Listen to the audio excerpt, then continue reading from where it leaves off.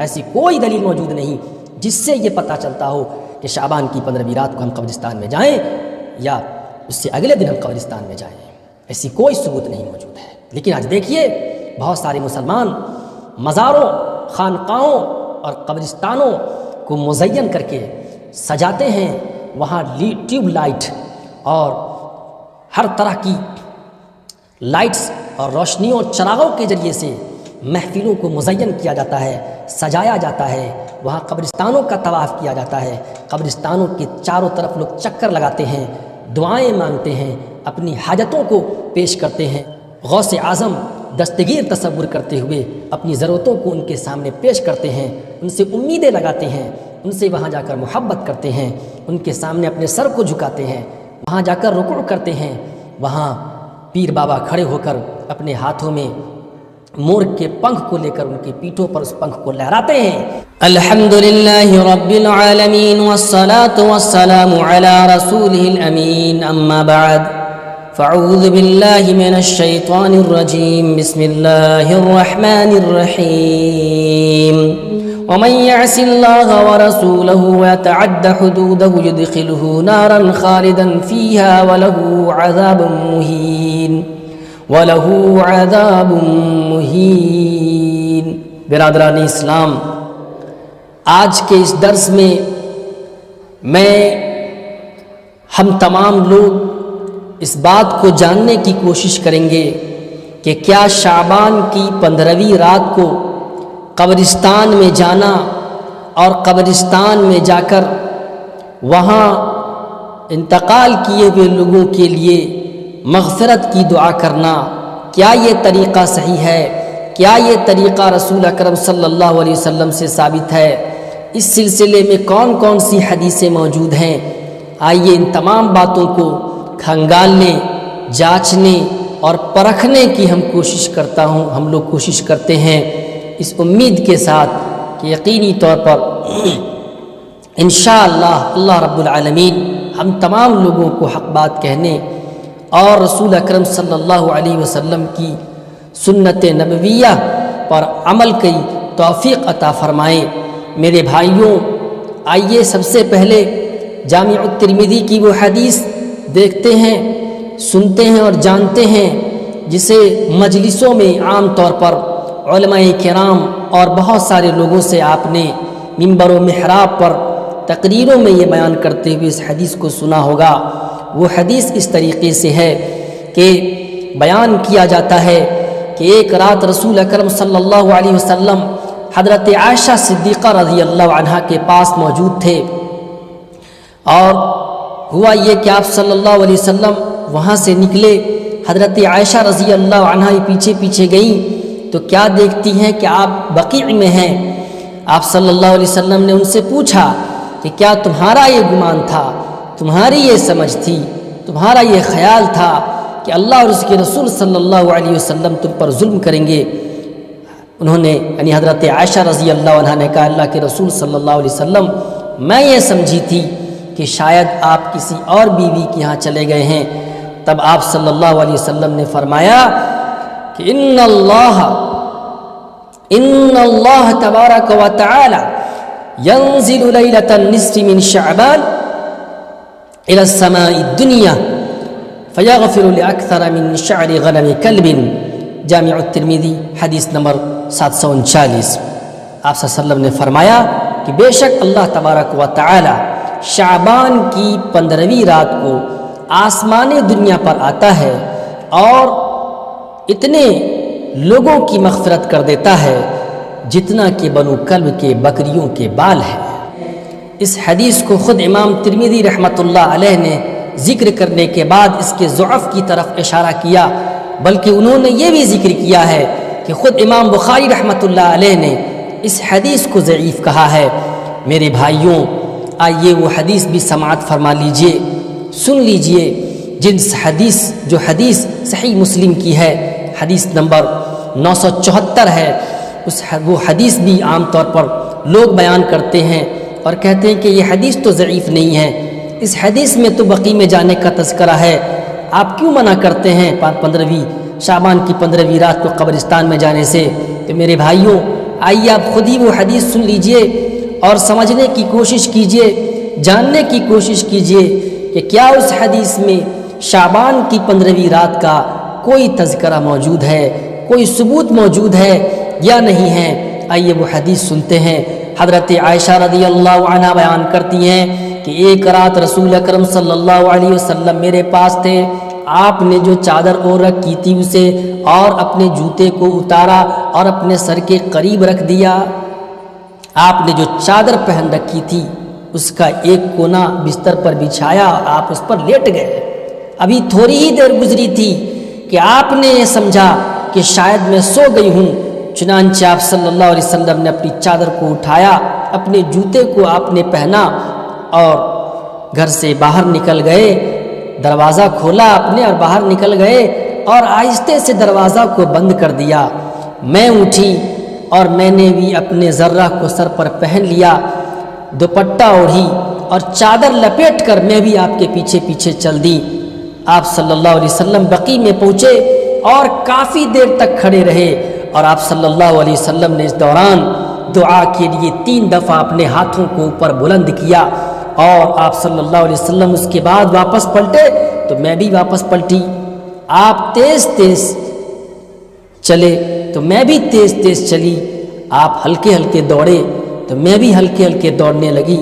آپ تیز تیز دوڑے تو میں بھی تیز تیز دوڑنے لگی، یہاں تک کہ میں آپ سے پہلے ہی گھر میں داخل ہو گئی۔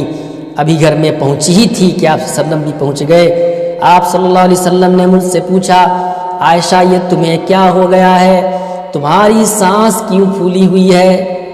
میں نے کہا کچھ نہیں۔ تو آپ صلی اللہ علیہ وسلم نے فرمایا، لَتُخْبِرِينِي أَوْ لِيُخْبِرَنَّ اللَّهُ اللَّطِيفُ الْخَبِيرُ، یا تو تم خود ہی مجھے بتا دو یا وہ اللہ رب العالمین مجھے بتا دے گا جو بڑا باریک بین اور نہایت باخبر ہے۔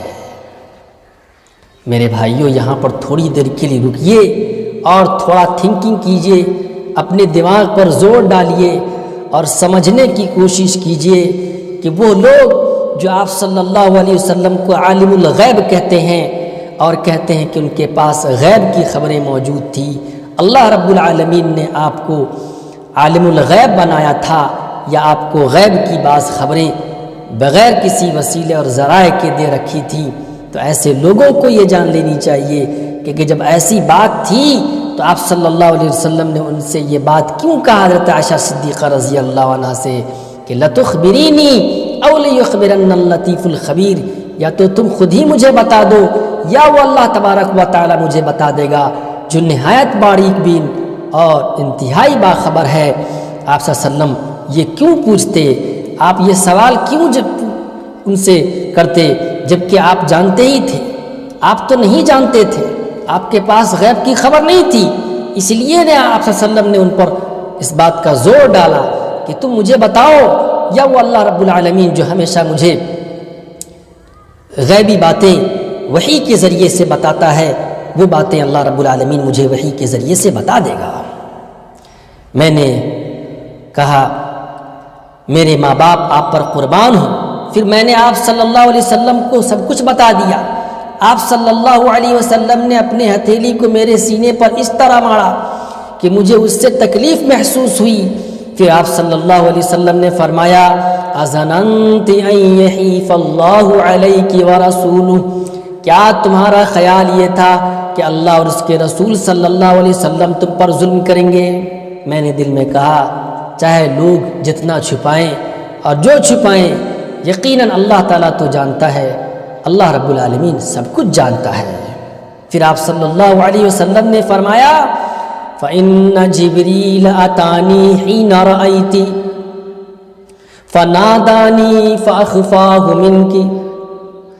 جس وقت تم نے دیکھا اس وقت حضرت جبرائیل علیہ السلام آئے تھے، انہوں نے تم سے چھپاتے ہوئے مجھے پکارا،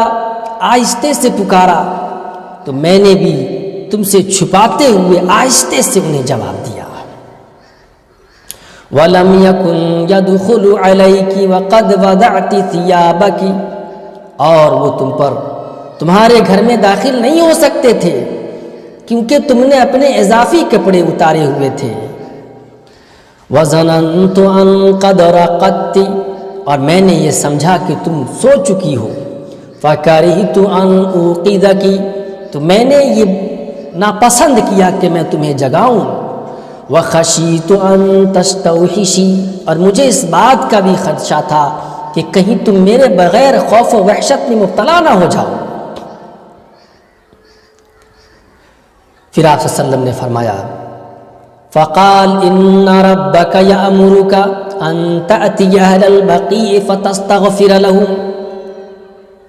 حضرت جبرائیل علیہ السلام نے کہا کہ آپ کے رب نے حکم دیا ہے کہ آپ اہل بقیع کے پاس آئیں اور ان کے لیے مغفرت کی دعا کریں۔ میں نے یعنی حضرت عائشہ رضی اللہ عنہ نے پوچھا کہ اللہ کے رسول ہم ان کے لیے کیسے دعا کریں گے؟ تو آپ صلی اللہ علیہ وسلم نے فرمایا کہ تم یوں کہا کرو السلام علی اہل الدیار من المؤمنین والمسلمین ویرحم اللہ المستقدمین منا والمستأخرین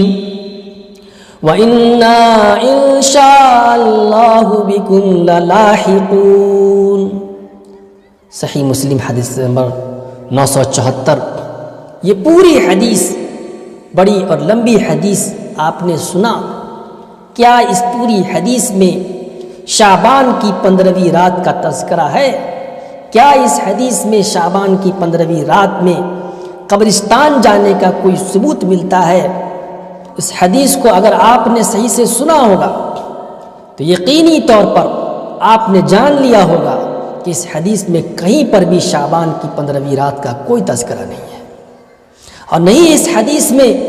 اس بات کا ثبوت موجود ہے کہ اس رات کو قبرستان میں جانی چاہیے۔ میرے بھائیوں، لیکن اس کے باوجود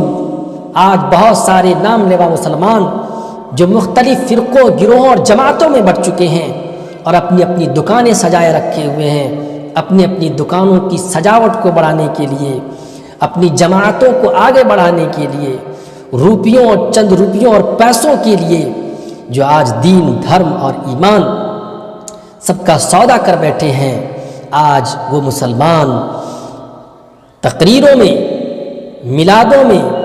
محفلوں میں، مجلسوں میں، منبر و محراب پر اور قلم و کرتاش کے ذریعے سے اس بات کی نشر و اشاعت کرتے ہیں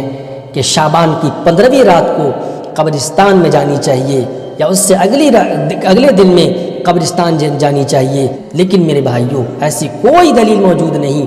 جس سے یہ پتہ چلتا ہو کہ شعبان کی 15ویں رات کو ہم قبرستان میں جائیں یا اس سے اگلے دن ہم قبرستان میں جائیں، ایسی کوئی ثبوت نہیں موجود ہے۔ لیکن آج دیکھیے بہت سارے مسلمان مزاروں، خانقاہوں اور قبرستانوں کو مزین کر کے سجاتے ہیں، لائٹس اور روشنیوں اور چراغوں کے ذریعے سے محفلوں کو مزین کیا جاتا ہے، سجایا جاتا ہے، وہاں قبرستانوں کا طواف کیا جاتا ہے، قبرستانوں کے چاروں طرف لوگ چکر لگاتے ہیں، دعائیں مانگتے ہیں، اپنی حاجتوں کو پیش کرتے ہیں، غوث اعظم دستگیر تصور کرتے ہوئے اپنی ضرورتوں کو ان کے سامنے پیش کرتے ہیں، ان سے امیدیں لگاتے ہیں، ان سے وہاں جا کر محبت کرتے ہیں، ان کے سامنے اپنے سر کو جھکاتے ہیں، وہاں جا کر رکوع کرتے ہیں۔ کیا یہ ساری چیزیں حدیث کے اندر موجود ہے؟ یہ لہو و لعب، یہ کھیل تماشے، یہ دنگائی لوگ، اس طرح کے شریعت کا مذاق اڑانے والے لوگوں کو یہ جان لینی چاہیے کہ شریعت اسلامیہ اس طرح کی ناپاک حرکتوں سے اور اس طرح کی ناپاک سازشوں سے بالکل پاک ہے۔ لہٰذا قبروں کی پوجا پاٹ کرنے والے، مزاروں،